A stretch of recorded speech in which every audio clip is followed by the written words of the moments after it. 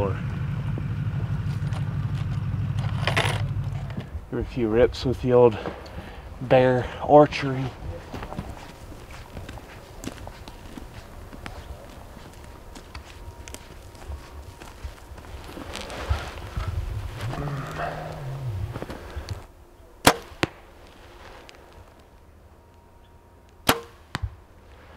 So we're at this different area and there's a lot more hunters here.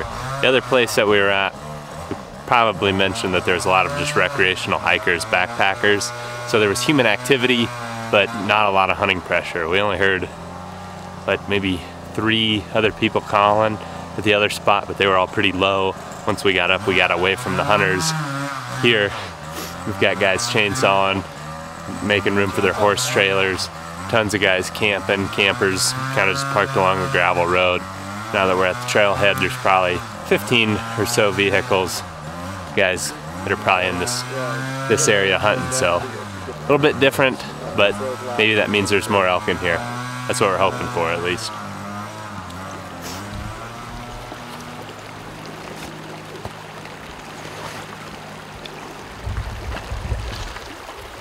If we don't get on them, basically, we'll come in at like...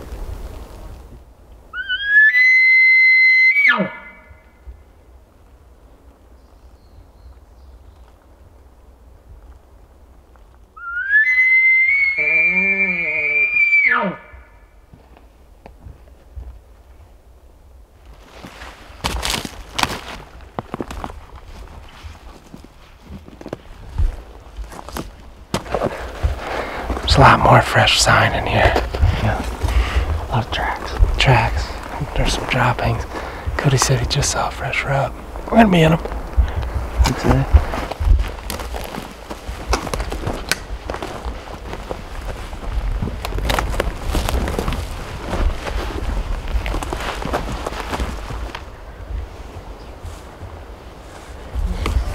Nice job. Yeah, it's just like real faint. No, it's wouldn't see those trees. Beautiful, dude. Just happened. Well, got on this little clearing. Zach hit a couple cow calls. I bugled and one responded. Pretty far up there, but pretty exciting. First time that's ever happened. Feeling pretty good about it. How far was that? I didn't even hear it. Good chunk up there, right? Yeah, but yeah, he's a ways. He's up top, but he's got a lot of trees blocking him to get down here. So we got that bull to bugle. We got a wind coming this way, so we're gonna go up the hill and then just cut in on him and side hill him. These guys say keeping on their level is best. You don't want to be below them because they can look down and try to see you. If you come in, why don't you come in above them ever? Because you have the advantage. They don't like that. They won't come uphill because they're like at that it's a power play, right? Like, Yeah. they'll come down on you to where they can see. They'll come up to where they're like, I don't like this. Side hill, it's like, all right, let's go with that. There's a big bench up there, so we can kind of assume that's where he's at. A lot of sign. Got a bull bugling. Midday madness, as they say, 12:20. Ted and I are pretty excited, I think. Yeah. Oh, yeah.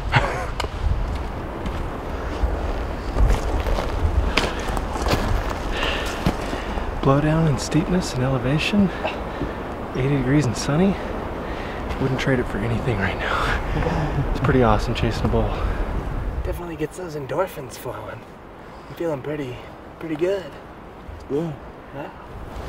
Gotta be getting close to where it, like at 92, it starts to slightly flatten. Definitely better than what we just came up. Yeah. What's the wind doing? Yeah, that's a good one. But it's not probably gonna stay like that, but we can hope.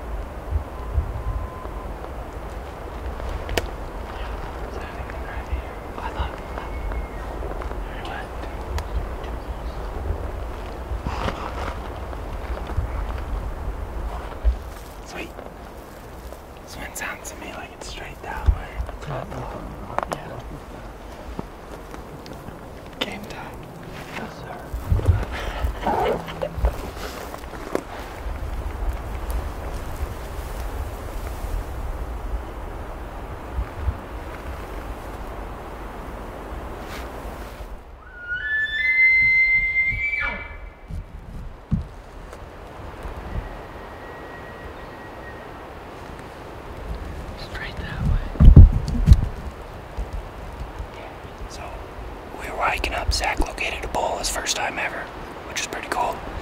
So then we worked way up. We had to cover about 600 feet-ish, climb up through a bunch of blowdown. And we've just been skirting this face, and we bugled, and we heard 2 bulls. And now we fanned out, bugled again, and we hear this one down below us, so we actually overjumped where he thought he was, so now we're gonna circle back.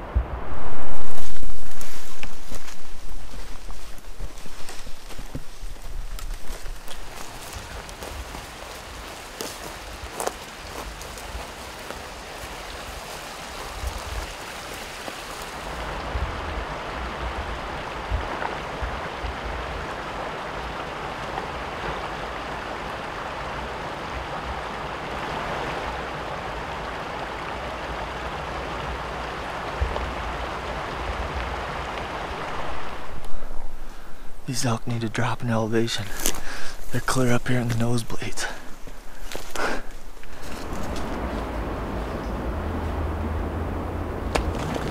Definitely a bull bed from probably a day or two. You can still smell it. Wish you guys could smell this through the screen. Bull road right there. Like right on the edge of this big open park. Super thick. It's a pretty good spot for him to just tuck down, get some cover, and hang loose. Wait for the ladies to show up for the party. I heard that bull.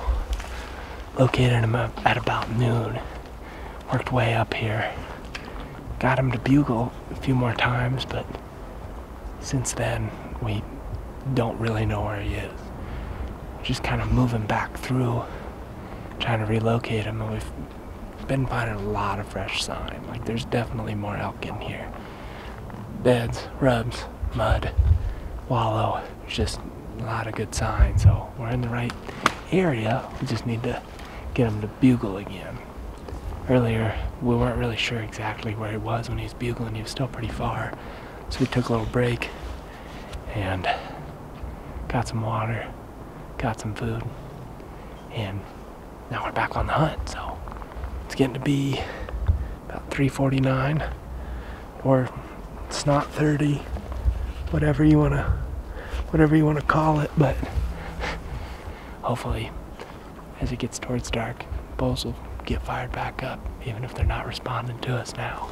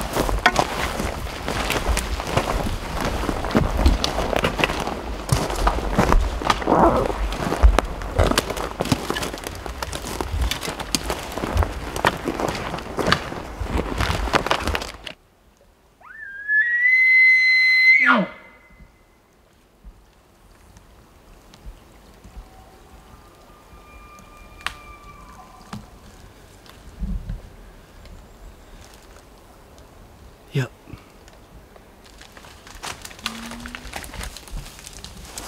Back in the action. Why don't you throw on my mic so everybody can hear my ridiculous breathing.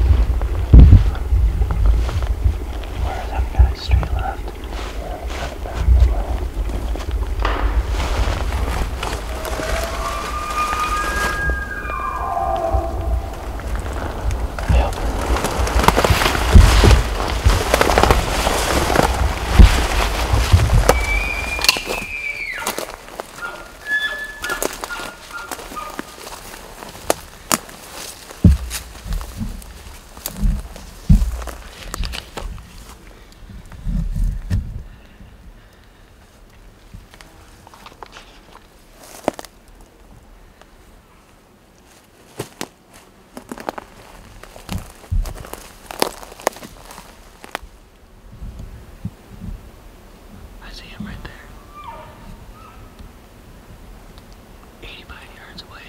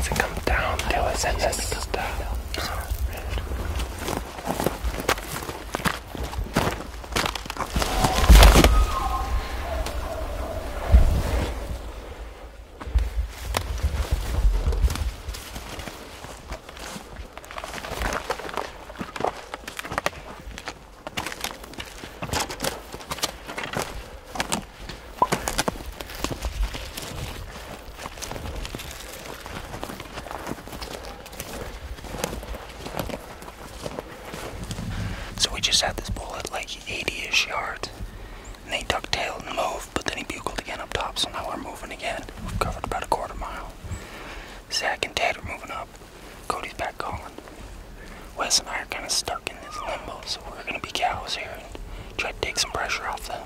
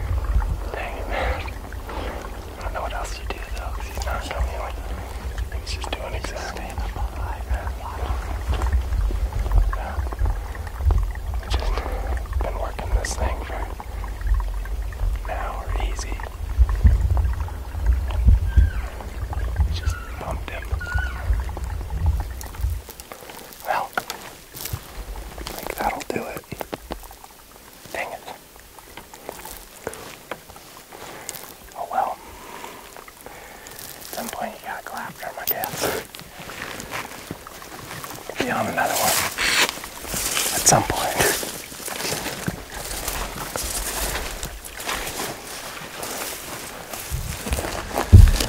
We're keeping talking. Man. Did he bust us early on? I don't know, but I saw him and he was like coming-ish, like cautiously. I don't know. It seemed like when I was still down in the swamp, like he closed the distance pretty fast, and then all of a sudden it was like, whoa, he shut up a couple times, a couple calls, and then, but that wind was all over the place a couple times. We just heard him bust out, so we must have saw or smell. Oh, he did bust? Yeah. Just now. Well, saw him. Did you? Up top. Just right here. Yeah, he was just looking down. But I don't know. What else do you do there? I'm not a fan of like, oh, let's just wait for the morning because he's not going to be anywhere around here in the morning. So It's kind of how I'd rather felt too, so it's like, figured if we could just keep making little I mean, he was 45 yards when he saw me up there, but he was just standing. And I just was like, oh, see ya. Oh, see ya. I mean, I think he was I think he was coming, and then he didn't like something, and he shut up. And that's when I had to bring the bugle in to get him to bugle. I think the second time, I think he was coming down. I think he saw movement. Because all I saw, like when I picked him up and was telling you guys, like, hold, is I just saw the turn and then I saw his butt and he started walking. So we probably just got a touch aggressive there. And it's tough when, well, you can see how easy it is to see down. But then when you're looking up, yeah, it's like the 20 problem yards. is I feel like both situations we've had bulls like going, we're down, we're not side hill. Yeah. Especially this. We hiked a long ways up here. Yeah, and like, We were quite a ways away from where we could have camped. yeah. Now it's pretty much going the direction he went to that knob, I think. Yeah. It's point, like I did a line side hill, it's like 0.6. I mean, what do we do differently, I guess? No, there's some block that's, you just gotta like push and push and push and push, and maybe he'll finally get like mad enough to turn around and leave me alone. But I don't know. I a mean, bull like that will just drag you. He rope towed us all the way up here again. yeah, I mean, I'll tell you what though, that was fun. Oh, for sure. Yeah. You know what's hilarious is at one point I look up and I just see you smiling, looking back at Ted. And you're going this big old smile. To the top? Yeah, we better start making Yeah. moves here. Yeah, because this blowdown in the dark sucks.